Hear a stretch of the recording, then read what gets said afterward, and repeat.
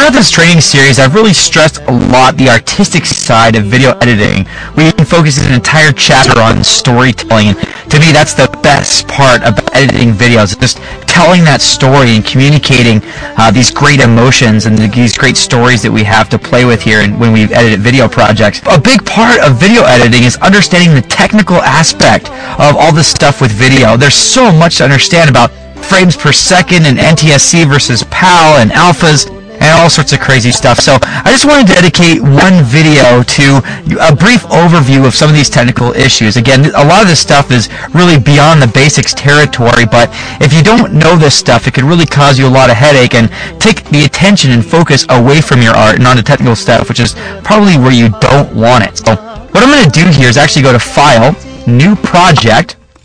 I'm going to use this new project dialog box as my teaching tool of what some of these concepts are. Specifically, I'm going to be going over this video settings area. I'm going to be talking about frame size, rate, pixel aspect ratio, a little bit about fields, and also NTSC versus PAL or PAL. Now, before we get to all this stuff, let's first talk about NTSC and PAL. NTSC is an acronym for National Television Standards Committee, and the nation it's referring to is the United States.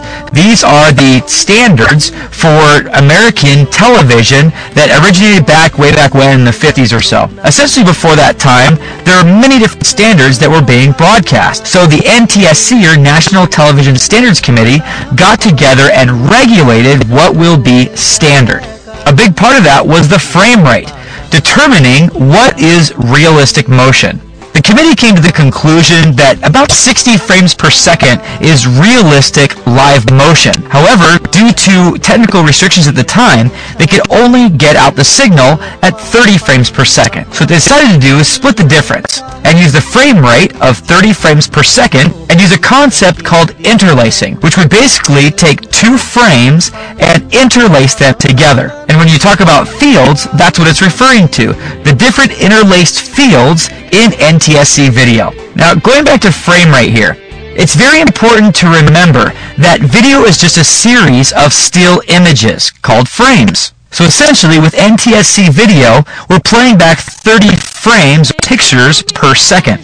Now again, because of some wacky technical peculiarity, we are actually using 29.97 frames per second. That is the standard, not 30. Frame rate, by the way, is also called frames per second, often abbreviated also as FPS. Another critical thing to understand about video is the pixel aspect ratio. We talked about this before a little bit when we were talking about Photoshop. Now, pixels, which is short for picture elements, are actually the building blocks of an image, those little squares that we talked about that make up an image.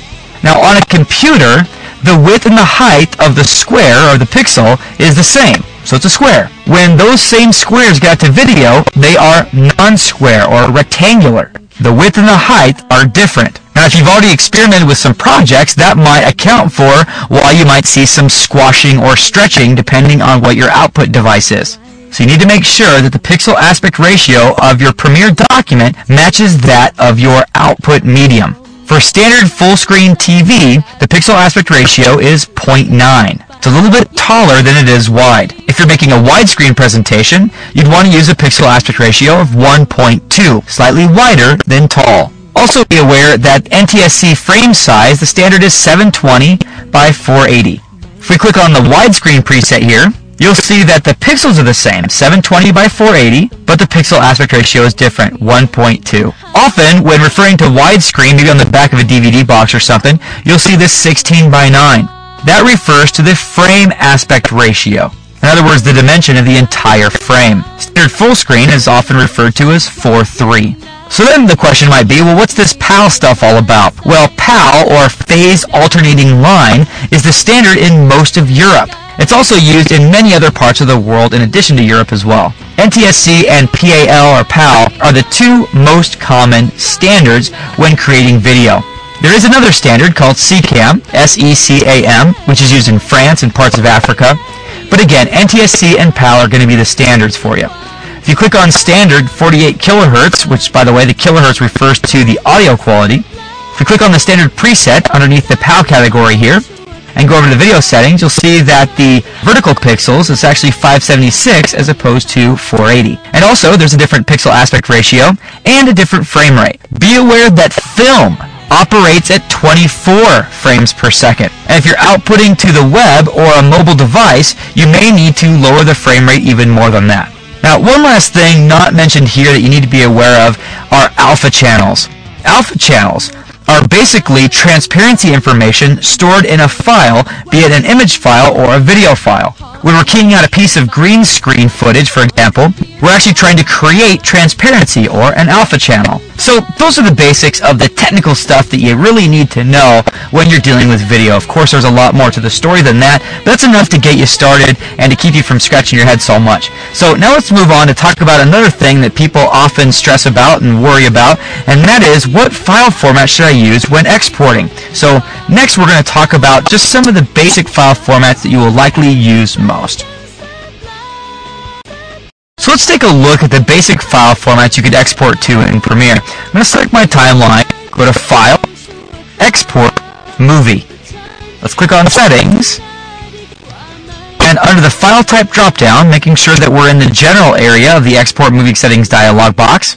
If I click on the File Type drop-down, you'll see that we only have 4 options here. Now, if you're on a PC, because Premiere has a greater history there, you're going to have a few more file format types. But Mac users have no fear, you're really not missing anything. We're going to talk about 3 major types of output: audio, video, and image sequences. You have all 3 of those options here on a Mac. On a PC, there's a couple other formats. There's a bitmap, there's wave audio, there's a film strip, animated GIFs, and that's pretty much it. Oh, and there's also Windows Video, but again, I really prefer QuickTime over Windows Video for several reasons I'm not going to get into here. So let's go down this list. I have audio interchange file format. That's basically an AIFF file, really high quality audio. So if I don't want to use my video at all, I can output just the audio file. We also have QuickTime, of course, which is our video and audio file. And then we have Targa and TIFF. Targa and TIFF are both image file formats. They're both very high-res, high-quality image file formats. You might be wondering, well, how would I export to just a still image? Well, actually, if you were to select Targa or TIFF, it would render out to what's called an image sequence, a series of still images. So each frame would have its own image. And you might ask, well, why would I ever want to export to an image sequence? It's actually more common than you might think. Because rendering can be a stressful time, it's almost like giving birth. It's like this delivery that can be really painful on a computer. Because of that, you want to make sure that it's as easy on the computer as possible, or that you have a backup plan. So if we choose to render to image sequences, and let's say the render takes 5 hours. Well, if you're rendering to an image sequence and it crashes in, let's say, the 4th hour, then you only have to re-render 1 hour's worth of still images. If you are rendering to a movie file format and it crashed in the 4th hour, you have to start all over again. So if you're rendering to something that's very intensive, maybe high-def video that has a lot of effects and animations and transitions and that type of thing, you might be safer rendering first to a sequence, re-importing that sequence, and then rendering it again as a QuickTime movie. Now, there's really not much of a difference between Targa and TIFF. TIFF is a little bit more advanced in that it can contain layers, but both can contain alpha channels and are considered very high-quality image file formats. And see, those are the basics. Not so hard. Now, we're going to move on to talk about codecs. Now, codecs is where it starts getting a little hairy, so let's get to talking about that. So we talked about the essential file formats that you want to export to, but there's actually a whole lot more to the story. In this segment, we're going to talk about what a codec is. This is absolutely huge, and it actually even plays a bigger role in the file quality and file size of your movie than does the file format. You see, codec, C-O-D-E-C, is short for compressor decompressor. It's the method by which your movie files are compressed when they're written to, and then decompressed when they're read or watched. And if you thought there were a lot of file formats to write to, wait till you see the list of codecs. I'm going to select my clip here in the project panel, and again go to File, Export, Movie, and in the Export Movie dialog box, I'm going to click on the Settings button. And making sure that my file type is set to QuickTime or another movie file format, I'm going to click on the Video button on the left-hand side. From here, you'll see a compressor drop-down. These are the list of codecs. And again, as I mentioned before, This is just a little intimidating. Now, one of the most important things you want to keep in mind when you're selecting a codec is that you have to use the same method or the same codec to compress it, which is right now what we're doing right here. We're compressing it and making the file, as you do to decompress it or open it. So if you had some super snazzy codec, maybe you purchased a special one or something, and you wrote the file to it, maybe it looked great and it was very small. Well, if the person that you're sending the file to doesn't have the same codec, guess what? They can't open it or use it. And again, the thing you want to remember about codecs is that it's going to give you a good balance between file size and file quality, depending entirely upon the medium. So if we selected none, for example, that would mean that there would be no compression algorithm applied to our final file, which would be great for quality, but horrible for file size. It would be huge. There's also many codecs in this list that will take a very long movie file and compress it small enough to email, but it would look terrible.